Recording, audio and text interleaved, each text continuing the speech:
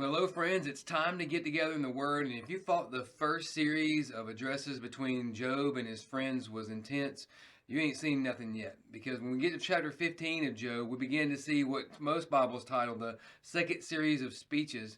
And it's funny because once we get to chapter 16, which is where I want to focus our time together, it's almost like Job is saying, hey, hold on a minute. Something's just not right here. So pick up with me in chapter 16, verses 1 through 5. Then Job answered, I have heard many things like these. You're all miserable comforters.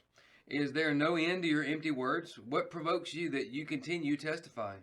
If you were in my place, I could also talk like you. I could string words together against you and shake my head at you. Instead, I would encourage you with my mouth, and the consolation from my lips would bring relief. All right, so like I said, we've already had one series of speeches provided. You know, one guy would speak, Eliphaz, Zophar, Bildad, and then Job would respond. And now we're in that second set. It's almost like everybody's nerves are shot. Now, what's fascinating is if you go back to the end of chapter 2, we're told that for 7 days and nights, no one said a word. But man, when they finally decided to start talking, the floodgates have opened wide. And so we get to chapter 16, and it's kind of funny. It really is. Like Job starts off in verse 2 by saying, hey, with friends like you, who needs enemies? He says, you're all miserable comforters.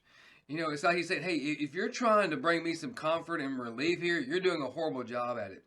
And, you know, it makes sense because if you go back and look at what they've said, they're bound and determined that there's sin in Job's life, and more importantly, instead of just trying to empathize with him, they're doing their best to resolve the issue. You know, we oftentimes talk about how we as men, we're horrible about that. We want to solve the problem. We want to fix it. Can I tell you something? That's not just a man problem. I know women are typically better nurturers, but you're just as guilty, ladies. You oftentimes want to fix it as well. And so I think that's a misstatement to say men always want to fix the problem. No, I think we all, to some degree, want to fix the problem, which means we want to bring a solution, which means we got to identify the problem. In this case, they can't identify the problem because there's not a problem. There's a purpose being acted out, and that's God's purpose for Job's life. And so all through these verses, we see Job speaking out of his, anger, out of his hurt, his anxiety, all these things. He's in a bad place. And yet his friends keep coming back saying, are you dumb? Don't you get it?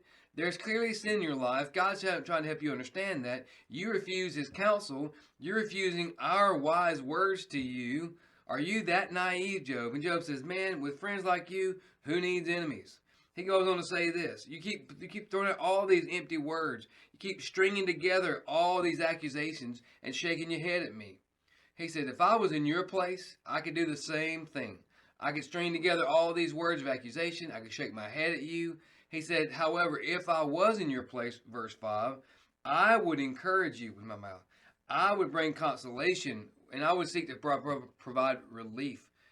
That's important, isn't it? And it's a reminder that many times when we come into a situation, sometimes we're invited in. Sometimes we invite ourselves into it. We're not necessarily being invited in to fix something.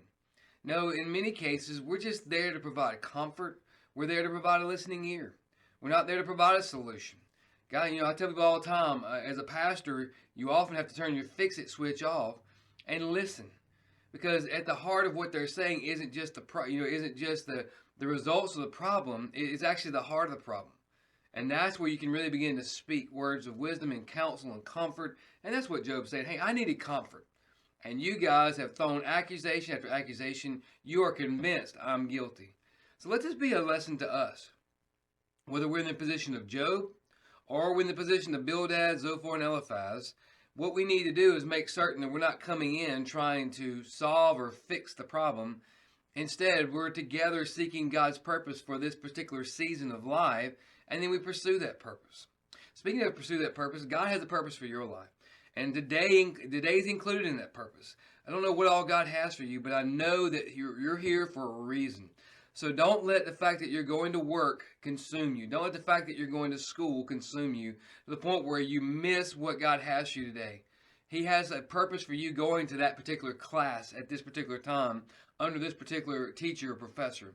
He has a specific purpose for you going to that job site to go perform that specific duty. Or if you're retired, he has a purpose for you going and being involved in that civic organization, or in that, that fun activity. Whatever it is, wherever you go, God has a purpose for your life. Seek that purpose diligently. Pursue that purpose passionately. Find rest in the wonderful truth of who he is. Engage with him continually in prayer. Seek him with all your heart, and trust him to provide your every need. In that way, as we go about living our life, we can do so and living it out through his rest. Well, I love you, friends. I hope the day is productive for you. As you head out the door, live sent.